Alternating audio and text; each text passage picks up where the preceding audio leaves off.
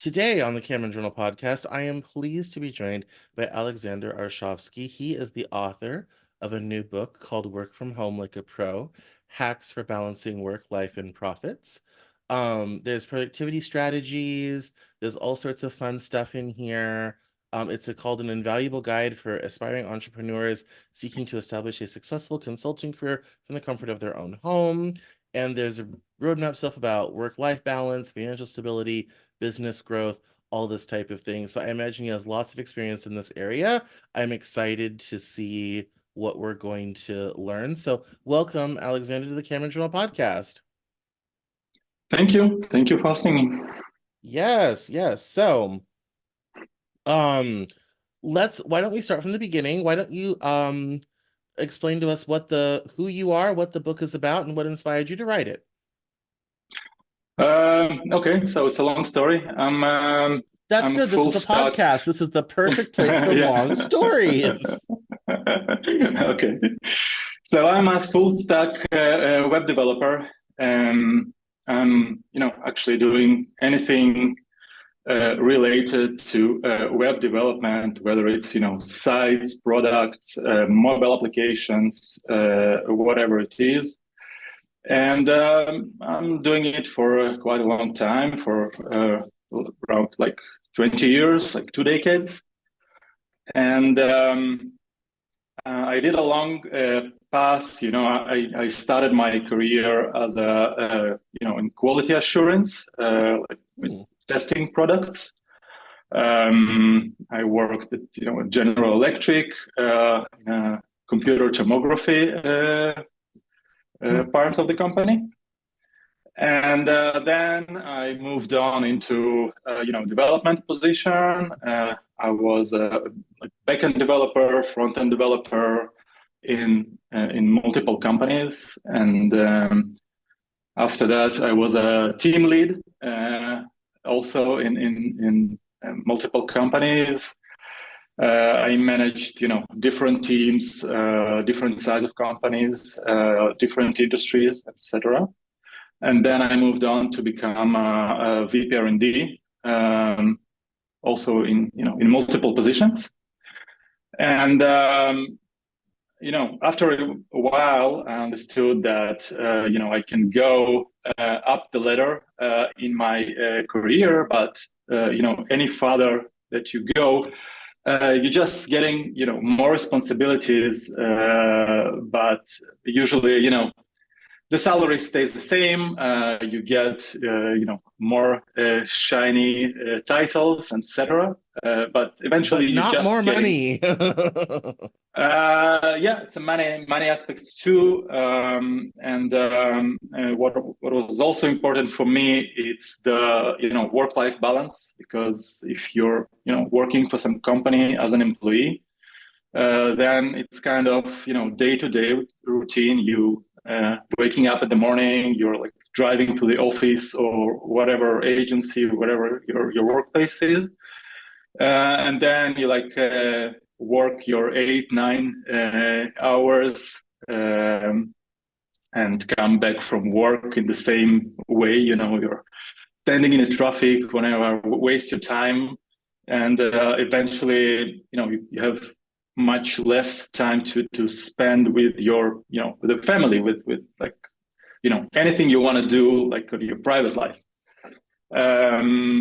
So that was kind of one of the triggers that I started to thinking about freelance and consulting and these kind of things. And that's what I started to do at some point.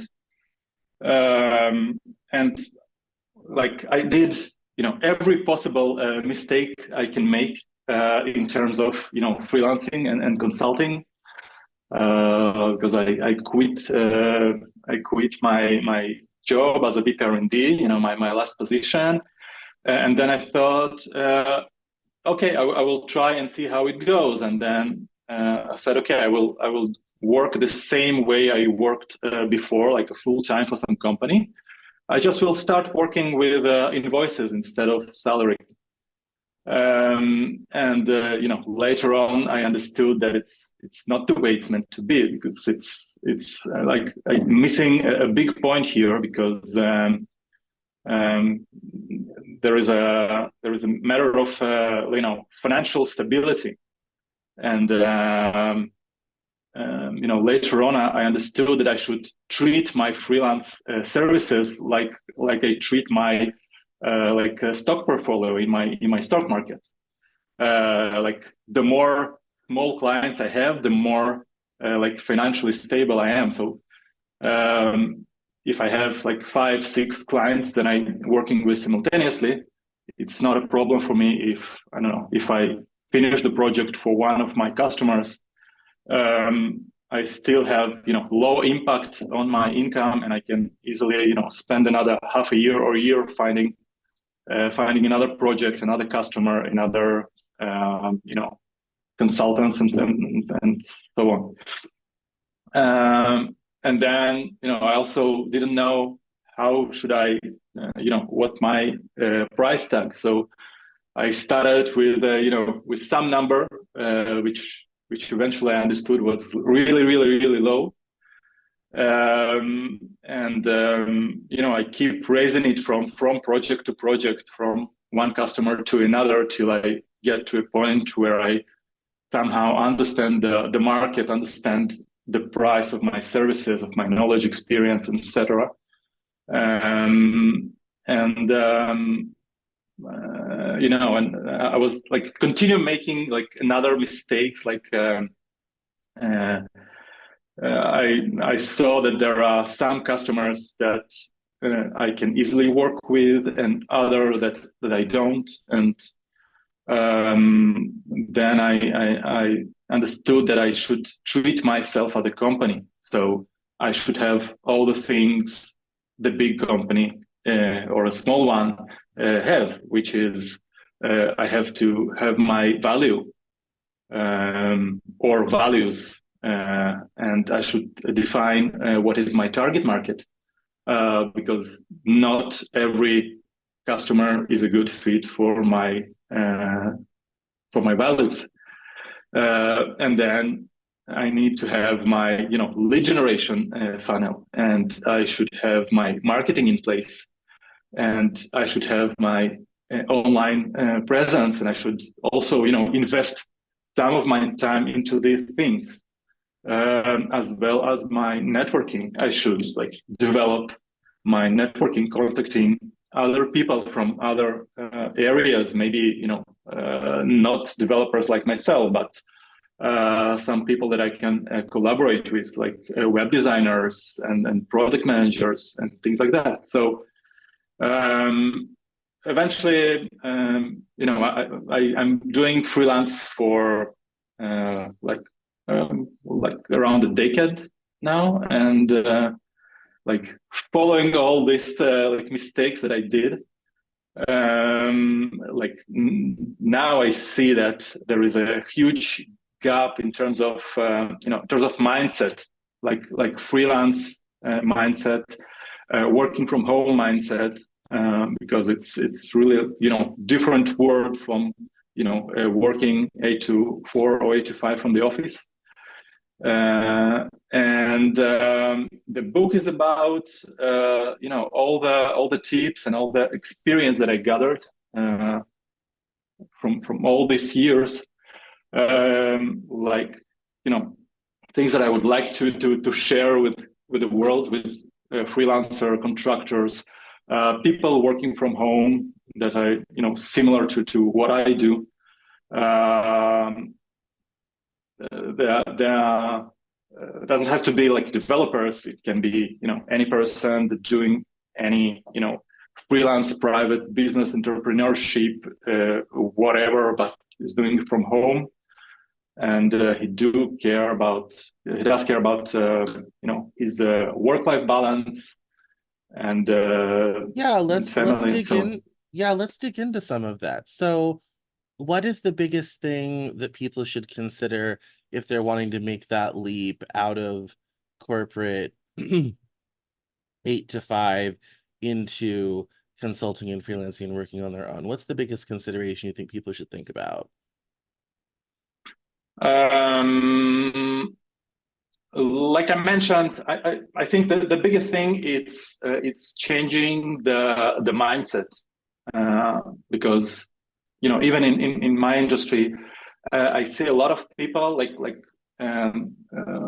which are really really experienced in what they do. They're really good like developers or really good product managers, but they are really focusing only on this professional side of things. So it's a little bit thinking maybe out of the box, and it's just like working from home as a freelancer.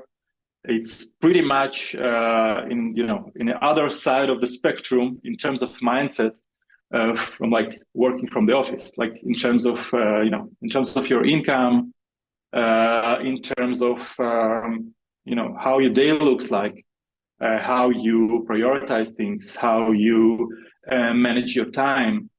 Okay, because like in Yeah. when you work from the office, you're rarely thinking about the things because you have your task. You come in the morning and you just go on with them usually, and maybe someone prioritize them for you, and maybe someone defined them for you, and maybe someone is talking with the customer for you, and you have only your part, your technical part of the job, whether you, I don't know, you're a developer, you're a photographer, whenever you do.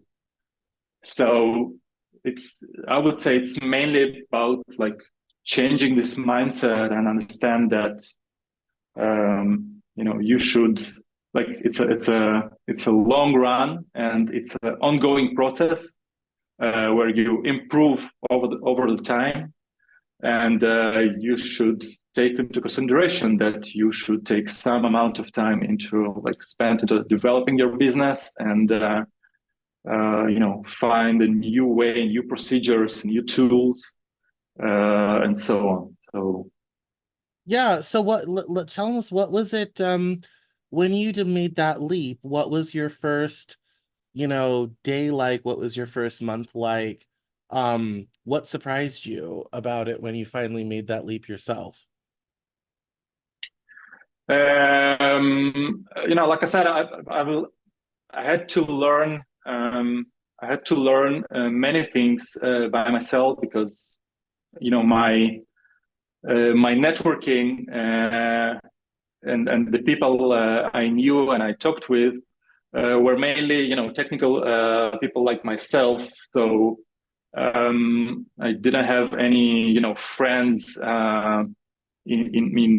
in my field that were doing some freelance or doing some consulting services. So I didn't have much people to ask my question. So like every step that I took, it was just learning all the obstacles that I met, and understanding how I tackle. And I like my first days and even my first months looked pretty the same because I started working just with invoices, but it was kind of still full-time job at some companies. But I soon understand that if I'm a freelancer, even if I'm working full-time, then it's much smaller period of time in each company than an employee, because it's like hourly rate, and it's usually company paying to you more than a regular employee. So and yeah, it's usually limited time project because you're replacing someone, because it's someone that it's hard to find, and they're looking for some kind of expertise for a limited project for a limited time, and so on. Yeah. And yeah. Yeah, so in terms of let's kind of go soup to nuts here. So, in terms of like finding new clients and whatnot, how is like that's a huge challenge. What is some of your what have some of your struggles have been, and what are your tips and tricks to keeping consistent business flowing in? In terms of networking, it was also, trial and error. In the beginning, it was all about, talking to my friends, talking to my close networking circle, and friends that know friends that work in some company that can talk to some executives in company and ask if they need help with something, with some projects, etc. And later on, I understood that I need to define my values and my target market. And after I did that, my networking was a little different because it was kind of, cold emails and reaching, specific people in LinkedIn, because I realized that I shouldn't talk to everyone. I should just target executives in the specific companies that match my target market.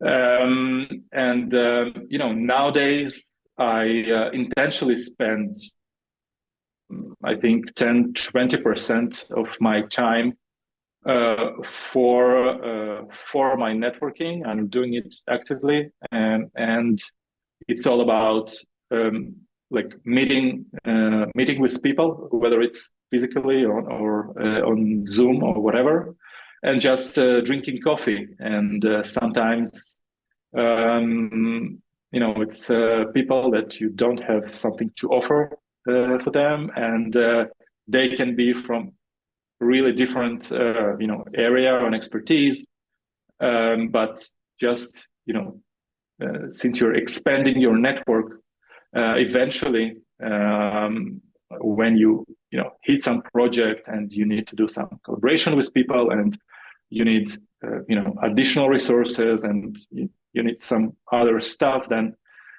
it's easier to do this match and find for the right one. So that's Yeah. that's Yeah, so yeah, let's talk. So a big hot topic right now is work-life balance. That's something that like everyone is trying to get done, all this type of thing.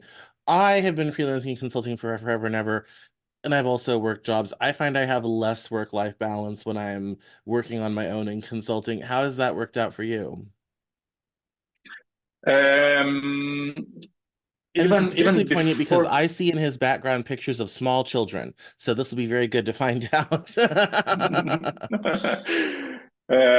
Yeah, so today I'm married. I have three boys. Oh my They're at the goodness. age, yeah, at the age of 8, 6, and 2. Oh, So busy household, busy household. yeah, it's a little challenging. Yeah, but even before I started my freelance career, I was really into all this, project management and methodologies and all the, agile procedures and etc. And at some point, I really get used to the idea that I should have some board with all my tasks lined up, which should be prioritized, and kind of everything, every project, every task that I get, it should immediately go into that list, and that list should stay prioritized, along the day. Um, and that's just one of the tools I use, that I find really effective, because as a freelancer, nowadays I can have 5, 6 clients that I work with each one of them during the same day. So I have like a lot of context switches, which brought me to a point when I understood that I should have all my clients, all my tasks get arranged in a single board, in a single view, Um, so, I wake up in the morning and I don't think, what should I start with? Because, wasting my time just to choose which one of these six clients I should start with, it's a lot of wasting of time for me. And when you get used to it, um, you know, over the time, I understood that this list should hold everything. It can hold really my family stuff and even the things that are not related to my work.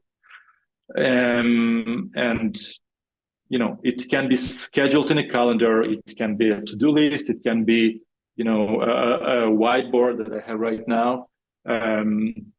But I wake up every morning and I make sure that my list is prioritized and I'm working like I'm going top down.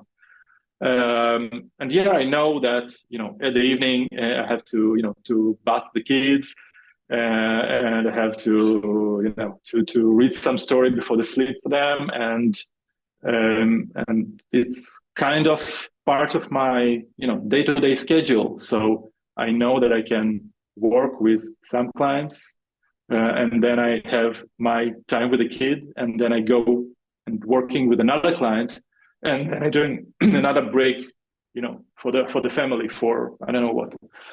Yeah. Um, so that's kind of my routine. No, no, I think that's so important to say 'cause I think people don't understand like when you're working for yourself, the I'm gonna put the kids down and then go work for a couple more hours is a real reality. That like, that's definitely a thing. Especially if as I do, you work internationally, sometimes you need to catch somebody at 1, 2 o'clock in the morning. And so sometimes it's nice to put the kids down, stay up for a little bit, get some work done, take that call, and then go to bed yourself. So that's a side I Yeah. don't think people see. So, um, how was in terms of working from home? Were you working from home before the pandemic, or did the pandemic kick that off for you? No, I worked even before. Like I said, it's around a decade now that I'm doing a Oh, freelance. that's But right. You did say that. Yeah. yeah, I work. I worked as a freelance only. I had times when I worked in my full-time job and I did some freelance in parallel.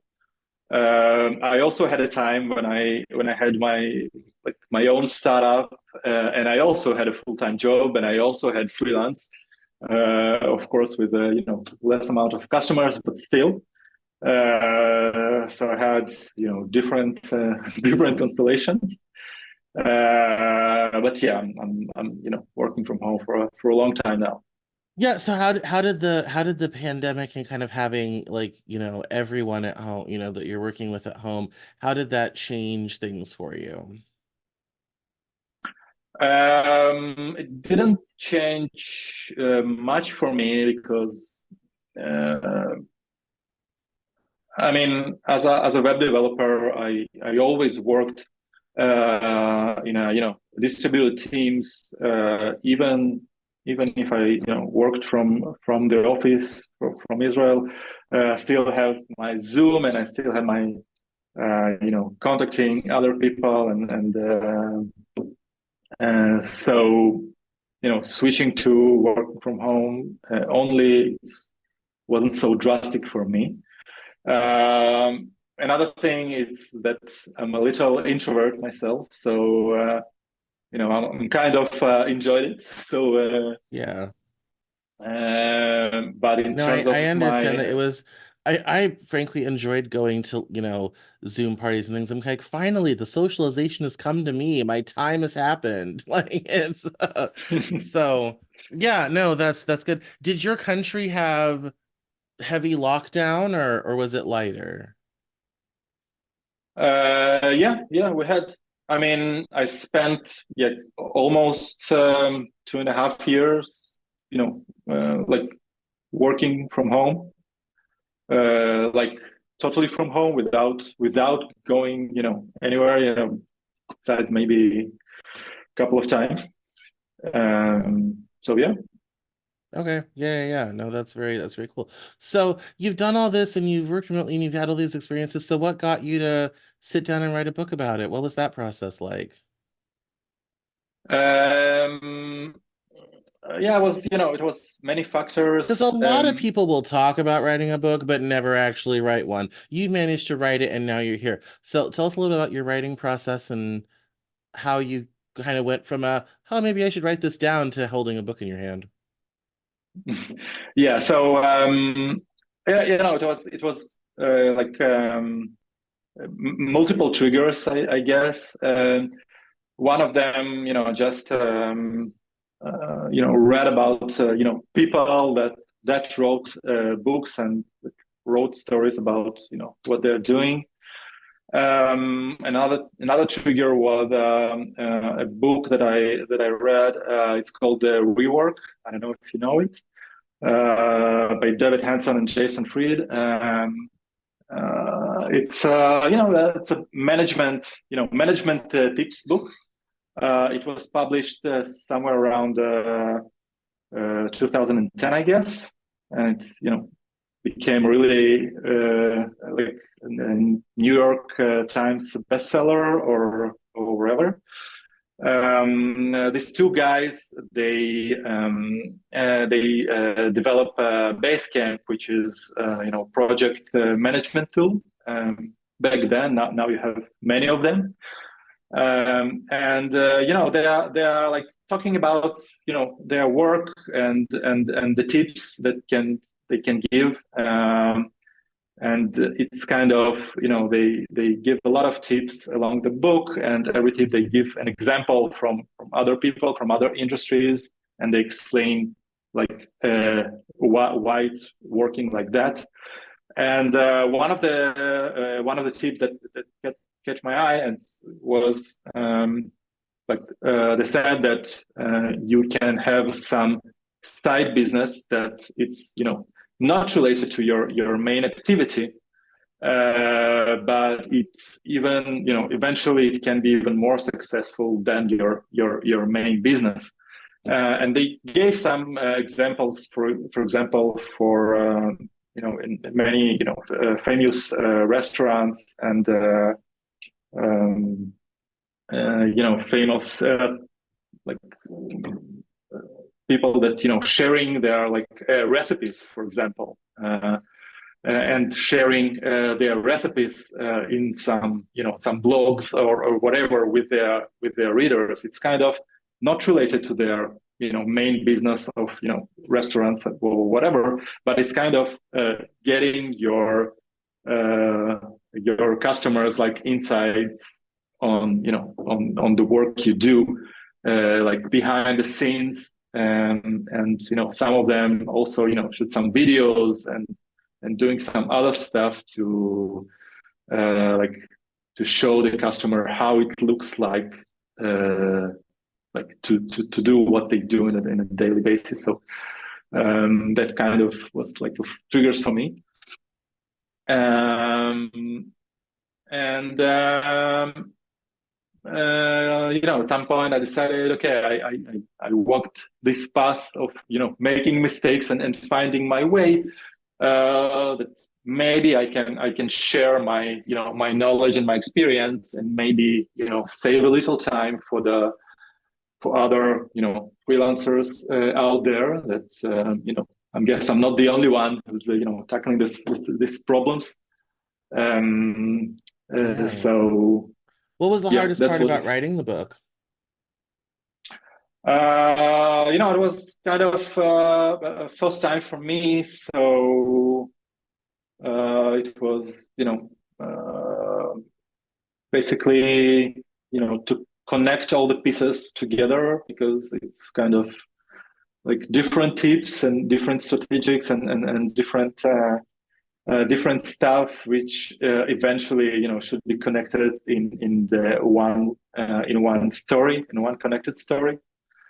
So I started with outline my chapters, and then break it down to the smaller pieces, And then it was, a long road, to find the right words to connect them together, and yeah, to make it work at the whole piece.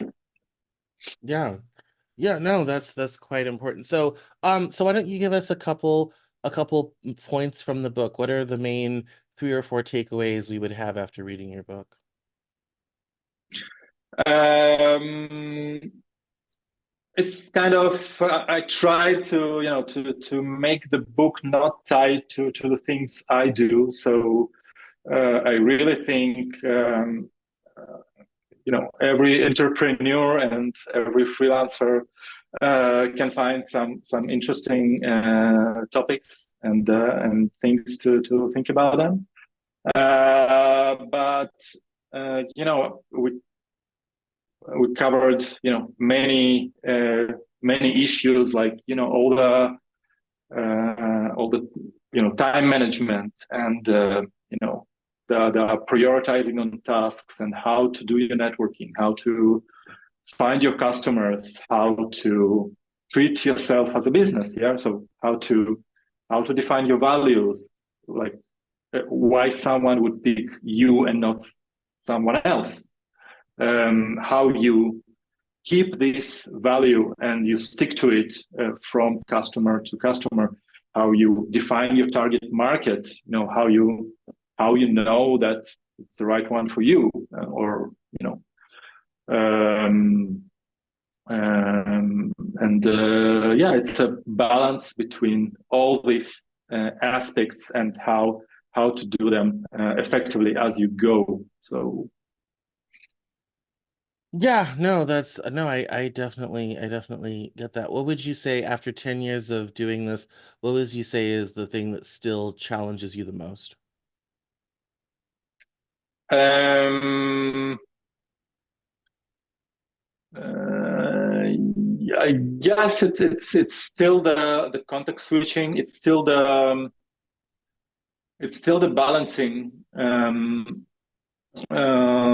because it can be really changing, like from today to tomorrow, because one day you can have three customers, which will take, I don't know, 40% of your time, and you spend 60% of your business development, networking, or whatever else you do. And the day after, you suddenly have another two clients, another three clients, and in a matter of few days, you need to change all your schedule, and all the maybe meetings that you scheduled for the next 2-3 weeks. You need to rearrange it once again, and you need to do it fast, and you need to look at your schedule, to look at your to-do list, and start prioritizing things differently. And this drastic changes, it's the ones that I still didn't get used to it, but No, I no, hope I'm that's improving. Yeah. no. I yeah, I still I have a similar thing. It's very feast and famine. I still struggle with the getting in enough business, because it seems like I've either got 10 people who want to work with me or none. There is no in between. Um, and so that's definitely an area where I'm still on the struggle bus. So, and yes, in fact, today a new potential client is coming on, and I have a call right after this recording that I did not was on the calendar this morning that was scheduled today. So I am Yep. living proof that this is how it goes. So absolutely, absolutely. So excellent. Well, we've come to the part of the show where we do plugs. So why don't you tell us where we can buy your book online, where to keep in touch with you, and how people can engage? Um, so you can purchase my book on Amazon. I guess it's really simple. You can just look for my name, or the name of the book, and The title and everything will like, be in the show notes as well. So anything on social media, yeah. LinkedIn you want to mention, anything like that? Yeah, I have my website, which is almaswebconsulting.com. I have my LinkedIn, my Facebook, and as a freelance, I have my my online presence. So I'm on all the possible freelance uh, networks and platforms. Like Upwork, Fiverr, whatever. Yeah. So All right. Excellent. Well, thank you so much for coming on the Cameron Journal podcast. yeah, thank you a lot.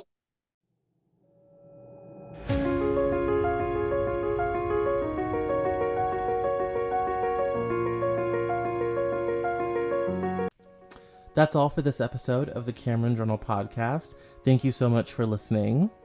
Visit us online at CameronJournal.com. We're on Facebook, Twitter, and Instagram, and I love to talk to my followers and listeners, so please feel free to get us on social media at Cameron Cowan on Twitter, and we'll see you next time on the Cameron Journal podcast.